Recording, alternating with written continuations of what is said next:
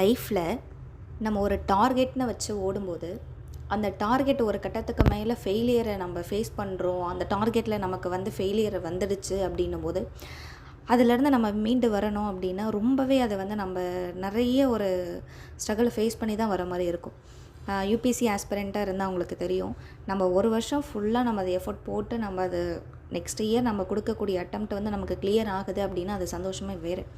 நம்ம 1 இயருமே நம்ம அதுக்காக நம்ம ஸ்பெண்ட் பண்ணிவிட்டு நெக்ஸ்ட் இயர் வந்து அட்டெம்ப்ட் கொடுத்து நமக்கு 1 மார்க் 2 மார்க்கில் அது கிடைக்கவே இல்லை அப்படின்னும் போது அவங்களோட அந்த என்டையர் ப்ராசஸுமே வந்து ஃபெயிலியர் ஆகுதுன்னு அர்த்தம் கிடையாது.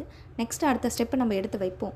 பட் ஆனால் நம்ம அதிலேருந்து நம்ம மீண்டு வரணும். நம்ம ஃபேமிலி சப்போர்ட் எல்லாத்தையுமே தாண்டி ஃபேமிலி சர்க்கிளில் இருக்கவங்க எல்லாரையும் நம்ம வந்து ஃபேஸ் பண்ணி எல்லாத்தையும் தாண்டி நம்ம வெளியில் வரணும் அப்படின்னும் போது அது ரொம்பவே வந்து அந்த இக்கட்டான சூழ்நிலை தான் நான் சொல்லுவேன். அந்த அளவுக்கு தான் எல்லாருமே வந்து அந்த ஸ்டேஜை மட்டும் ரொம்ப அவங்க ஃபேஸ் பண்ணுறது அப்படின்னா ரொம்பவே அது கிரிட்டிக்கலான ஒரு இதை தான் ஃபேஸ் பண்ணிட்டு தான் அதுலேருந்து மீண்டு வரணும். ஏன்னா இதுவே நமக்கு லைஃப் கிடையாது. நம்ம வந்து ஒரு டார்கெட் நம்ம வந்து ஓகே நம்ம வந்து யூபிஎஸ்சியில் வந்து நம்ம இதை அச்சீவ் பண்ணணும், நம்ம இதை கிளியர் பண்ணிடணும், நம்மளோட டார்கெட் இது தான், அந்த சீட்டு நமக்கு தான் அப்படின்னு நம்ம ஒரு எய்மோடு நம்ம வந்து பயணிக்கிறோம் அப்படின்னும் போது ஃபெயிலியர் வந்து நம்ம ஃபேஸ் பண்ண வேண்டியது வரும். இருந்தாலும் நம்ம ஃபெயிலியர் ஓகே அப்படின்னு அதில் உடஞ்சி உட்காந்துடக்கூடாது. நெக்ஸ்ட்டு ஓகே நம்ம இதுதான் நம்ம கற்றுக்கிட்டோம், சரி ஓகே நெக்ஸ்ட்டு நம்ம எடுத்து வைக்கணும் அப்படின்னு அந்த நெக்ஸ்ட்டு ஸ்டெப்பு எடுத்து வைக்கிறதுக்கான ஒரு மன தைரியம், அது வந்து வரதுக்கு நடுவில் இருக்கக்கூடிய அந்த சின்ன ஒரு சர்க்கிளை வந்து நம்ம ரொம்பவே நம்ம ஃபேஸ் பண்ணுவோம். மனதளவுலேயும் சரி நம்மளோட ஃபிசிக்கலாகவும் சரி அவ்வளோ நம்ம ஃபேஸ் பண்ணுவோம்.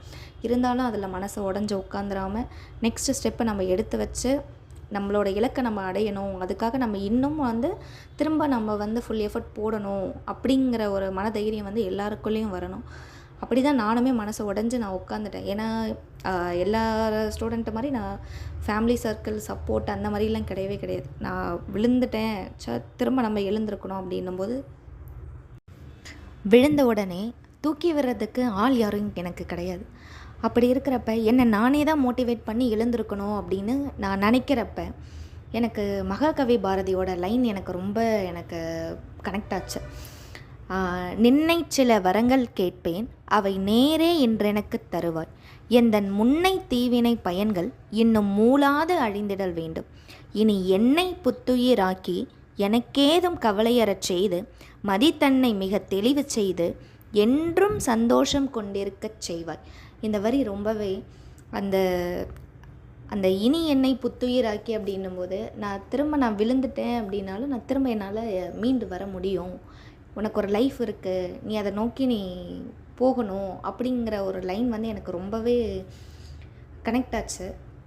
அதை தான் நான் உங்ககிட்டயே நான் ஷேர் பண்ணிக்கிட்டேன். எல்லார் லைஃப்லேயும் ஒரு டவுன் இருந்துச்சு அப்படின்னா அது டவுனாகவே போயிடாது. நெக்ஸ்ட்டு ஸ்டெப் நம்ம எடுத்து வைக்கணும். அதுக்கான ஒரு ஸ்ட்ரகிளை நம்ம ஃபேஸ் பண்ணி நம்ம வெளியில் வரணும் அப்படின்னா கண்டிப்பாக அதுக்கு வந்து நமக்கு ஒரு மன தைரியமும் வேணும். அதை நம்ம எவ்ரி ஆஸ்பிரண்ட்டுமே நம்ம அதை வந்து ஃபீல் பண்ணியிருப்போம்.